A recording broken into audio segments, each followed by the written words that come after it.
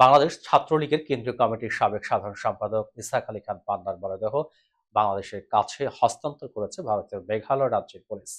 শনিবার বেলা 11:30টার দিকে সিলেটের তামাবিল ইমিগ্রেশন চেকপোস্ট দিয়ে তার মরদেহ ফেরত পাঠানো হয়।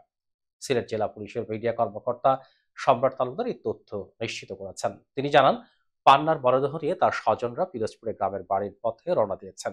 এর আগে স্বজনদের আবেদনের প্রেক্ষিতে পান্নার মরদেহ বাংলাদেশে পাঠাতে ভারত সরকারকে অনুরোধ করে পররাষ্ট্র মন্ত্রণালয়।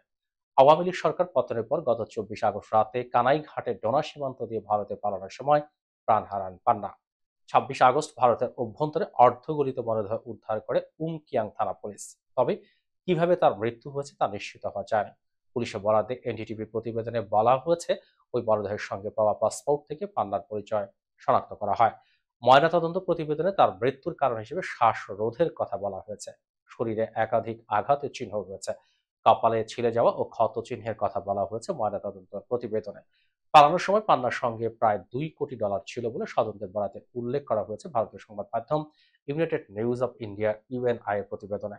সংবাদ মাধ্যমটি জানিয়েছে, পান্নার কাছে প্রায় $2 কোটি ছিল বলে তার স্বজনরা দাবি করেছেন। তবে মরদেহ উদ্ধারের সময় কোনো মুদ্রা পাওয়া যায়নি বলে জানিয়েছেন পূর্ব জয়ন্তিয়া পাহাড় জেলা পুলিশের প্রধান গিরিপ্রসাদ।